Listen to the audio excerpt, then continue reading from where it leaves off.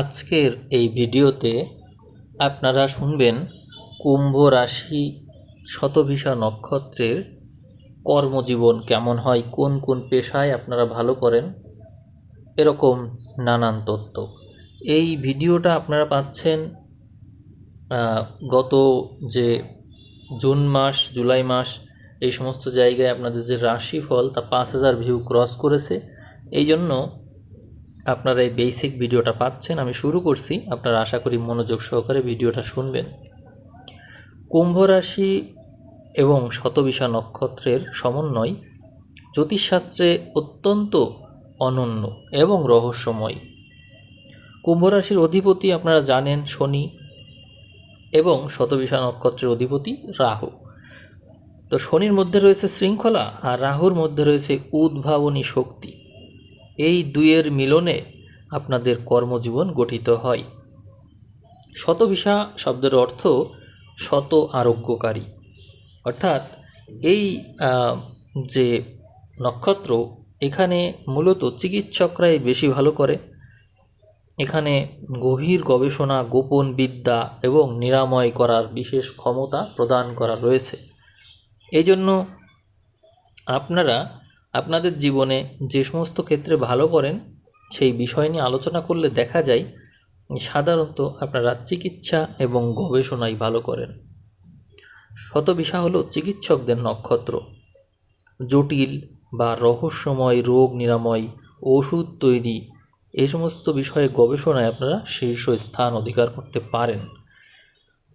প্রযুক্তি এবং এআইতেও আপনারা ভালো করে থাকেন, কারণ রাহুর প্রভাবে আপনারা টেকনোলজি, কৃত্রিম বুদ্ধিমত্তা, কোয়ান্টাম কম্পিউটিং, সাইবার সিকিউরিটি এ সমস্ততে সহজেই ভালো করতে পারেন। এছাড়াও গোপন তথ্য ও তদন্তের ক্ষেত্রে আপনারা ভালো করেন। এর কারণ হলো যে কোনো রহস্যের গভীরে যাওয়ার স্বভাব রয়েছে আপনাদের। এই জন্য গোয়েন্দা সংস্থা, তদন্তকারী সাংবাদিকতা এবং ডাটা অ্যানালাইসিস এই সমস্ত কাজে আপনারা সহজেই ভালো করতে পারেন। মহাকাশ এবং বৈমানিক ক্ষেত্রে আপনাদের সৌভাগ্য রয়েছে। এর কারণ হলো শতভিষা হলো বরুণ দেবতাকে নির্দেশ করে।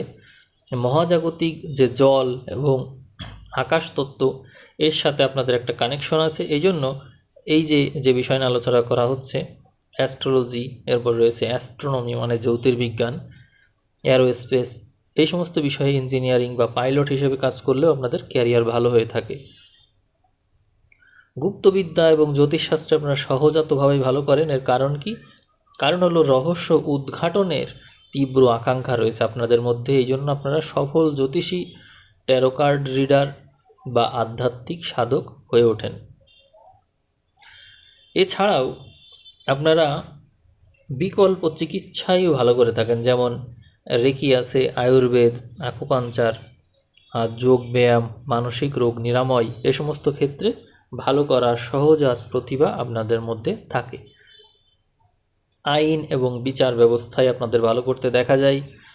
দেবতা বরুণ মহাজাগতিক নিয়মের রক্ষক, তাই সততা আর কঠোর নীতি মেনে চলা বিচারক, আইনজীবী বা আইনি পরামর্শদাতা হিসেবে আপনারা সুনাম কামান। অর্থাৎ শনির বৈশিষ্ট্যের যে প্রভাব আপনাদের মধ্যে থাকবে তা হলো রাশির অধিপতি শনি, সে আপনাদের মধ্যে অবশ্যই সততা এবং কঠোরতার নীতি দেবে। এই জন্য আপনারা বিচারক, আইনজীবী বা আইনি পরামর্শদাতা হিসেবে ভালো করবেন।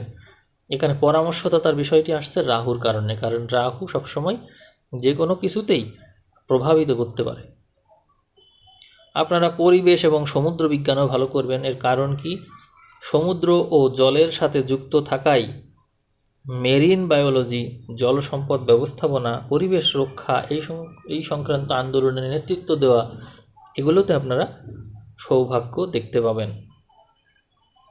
সামাজিক সংস্কার এবং রাজনীতি, এই সংক্রান্ত বিষয়ে আপনাদের মধ্যে ভালো করার প্রবণতা থাকে। কারণ হচ্ছে কুম্ভ রাশির মধ্যে মানবিক গুণ বেশি থাকে। এই জন্য আপনারা সমাজ সংস্কারক হিসেবে, এনজিও এর পরিচালক হিসেবে, নীতিবান রাজনীতিবিদ হিসেবে সহজাতভাবেই ভালো করতে পারেন। চলচ্চিত্র এবং সৃজনশীল মাধ্যমে ভালো করেন আপনারা। এখানে রাহুর মধ্যে রয়েছে মায়াবী শক্তি। ইনটিউশন আছে, তার মধ্যে ইলিউশন আছে।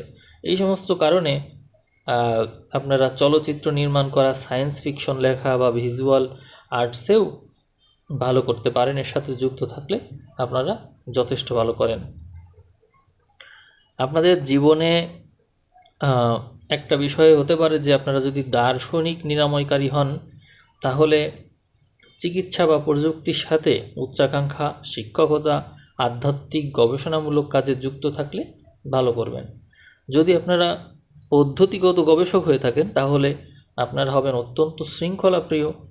সরকারি চাকরি, প্রাতিষ্ঠানিক ল্যাবরেটরি, কঠোর পরিশ্রমের ইঞ্জিনিয়ারিং বা কর্পোরেট কাঠামো, এ সমস্ততে আপনারা সফল হবেন।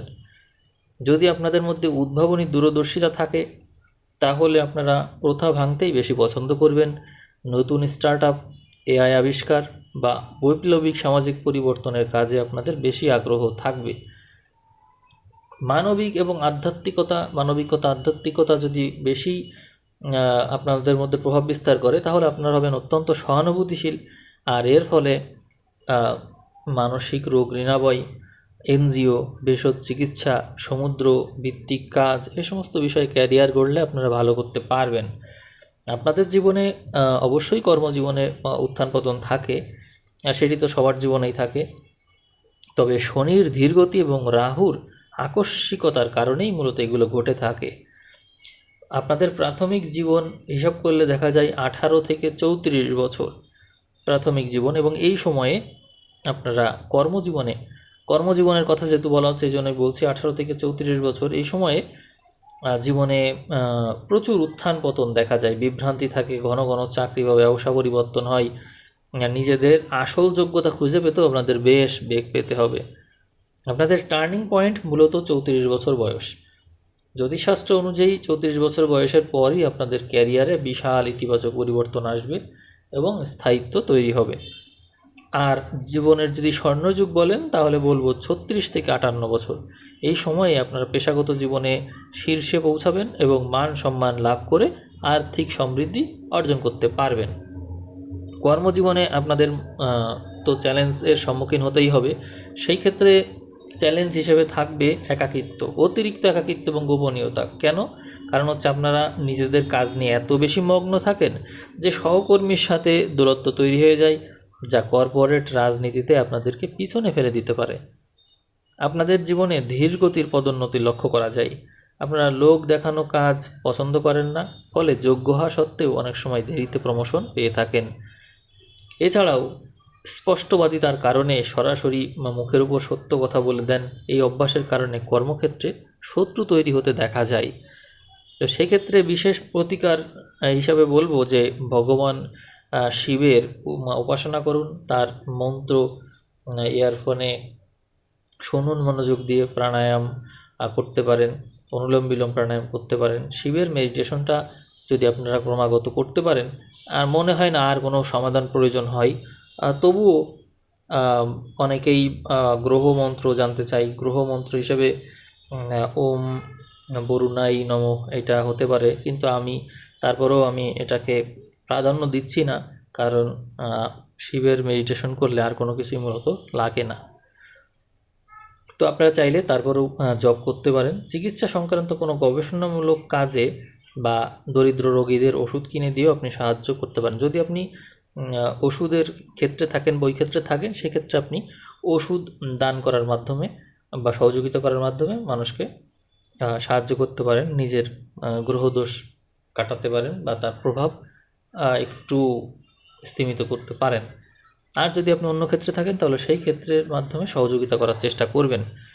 এখন আলোচনা তো করলাম, কিন্তু আসলে আপনার জন্মকুণ্ডলিতে দশম ভাব কোথায় এবং আপনার শনি কোথায় অবস্থান করছে, আপনার রাহু কোথায় অবস্থান করছে, সেটি তো আর জানা হলো না। আপনি আপনার এই জন্ম নক্ষত্র এবং রাশি সাপেক্ষেই এতক্ষণ কুম্ভ রাশি শতবিশা নক্ষত্রের কর্মজীবন কেমন হতে পারে সেটি শুনলেন। আশা করি আপনার জীবনের সাথে অনেক কিছুই মিলবে। আর যারা জন্মছক বিশ্লেষণ করাতে চান, তারা এই যে হোয়াটসঅ্যাপ নাম্বার আছে, এই নাম্বারে যোগাযোগ করবেন। অবশ্যই চার্জেবল। আপনারা সবাই ভিডিও দেখার পরে যদি আপনাদের ভালো লাগে কমেন্ট করবেন। পরবর্তীতে এই ভিডিওর ভিউ যদি 5000 ক্রস করে, তাহলে আপনারা আবার নতুন করে আরও আরেকটা ভিডিও পাবেন বেসিক তথ্যের ভিত্তিতে। তো সেই পর্যন্ত সবাই ভালো থাকবেন। সবাইকে অসংখ্য ধন্যবাদ জানিয়ে আজকের ভিডিও আমি এখানে শেষ করলাম। সবাইকে অসংখ্য ধন্যবাদ।